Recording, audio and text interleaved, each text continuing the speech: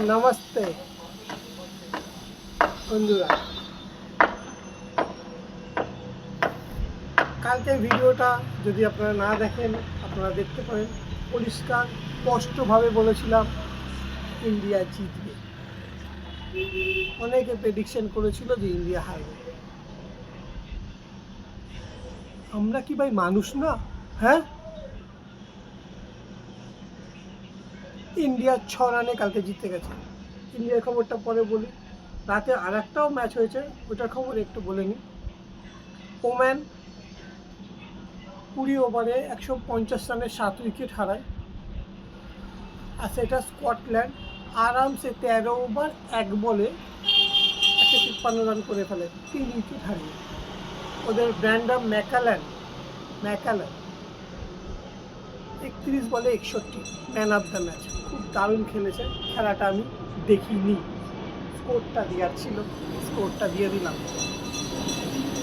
চলে আসি এবার ইন্ডিয়া। কি বলেছিলাম তো ইন্ডিয়া জিতবে। 120 রানে 119 রানে অল আউট। ব্রেকের পরে আমি অনেক ভিডিওই দেখছি পাকিস্তানের বোলাররা করে দিয়েছে, পাকিস্তানের বোলাররা করেছে পাকিস্তান। আরে ভাই, ওটা বোলিং পিচই, ইউএসএর ওইটা বোলিং পিচই। তা ওখানে ভালো বল করবে না তো কোথায় ভালো বল করবে? এই করে নেবে, ওই করে নেবে, বেকার বেকার মাথা খারাপ করে দিস যে ভালো বল করেছে। বোলিং পিচে ভালো বল করবে তো কি ব্যাটিং পিচে ভালো?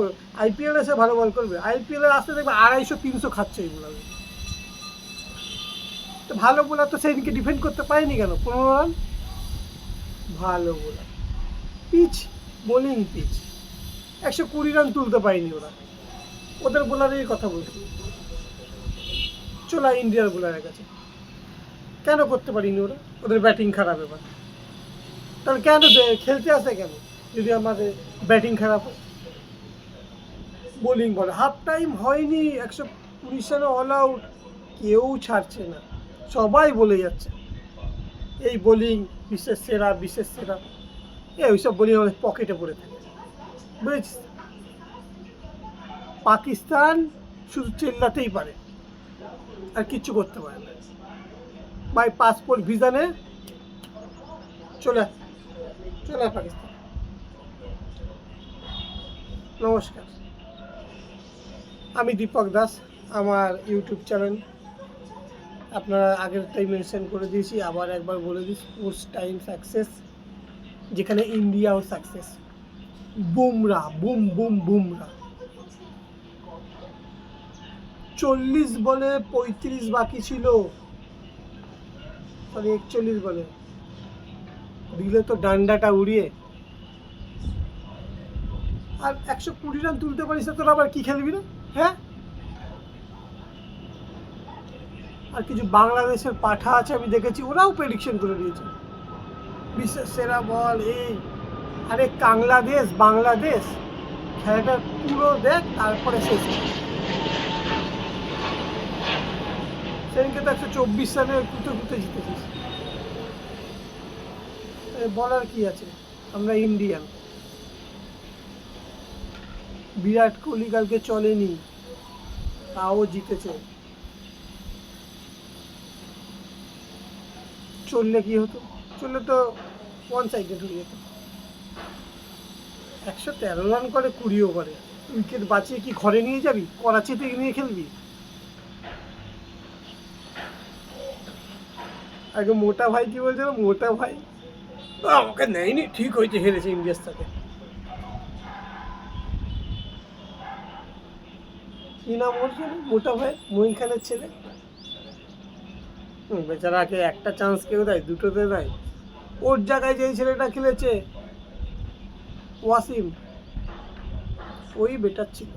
বল তো নষ্ট করতো না, চলে যেত মেরে, নালে শূন্য ওই চলে যেত, বল নষ্ট করতো না। অক্ষর প্যাটেল ওই ওভারটা দারুণ করেছে, ওকে দাঁড় করিয়ে রেখেছিল একদম।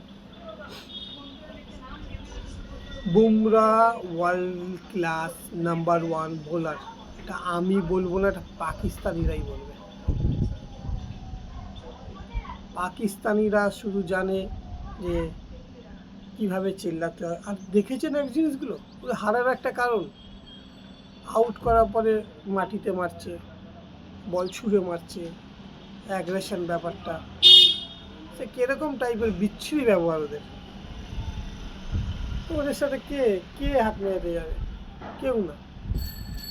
আমি নাসিম শাহকে কালকে কাঁদতে দেখেছি, ঠিক হয়েছে, সেলা কেঁদেছে। আমি আফগানিস্তানের সাথে একটা ম্যাচ দেখি, 2 বলে 2 6 বাকি ছিল, নাসিম শাহ মেরেছে, গ্লাভস ছোড়া, হেলমেট ছোড়া, এই ছেঁড়া ওই ছেঁড়া।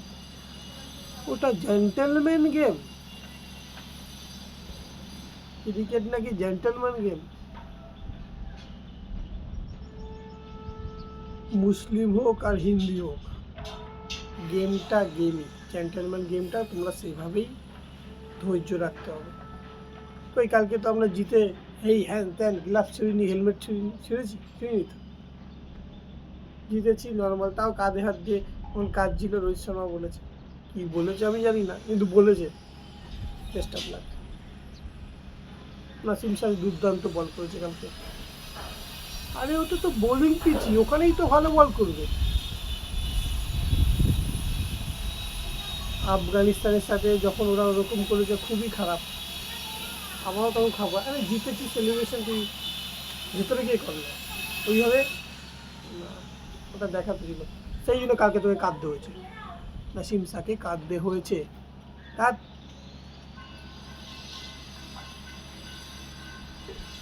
আর ওদেরও কি বলে, ওদের ক্রিকেটারগুলো যেগুলো,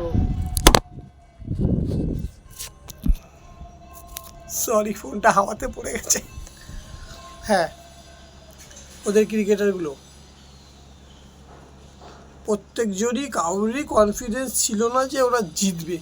যাকেই বলা হচ্ছে 119 অল আউট হয়েছে, ওরা কি যে বলে খেলার পরে বলবো, খেলার পরে বলবো,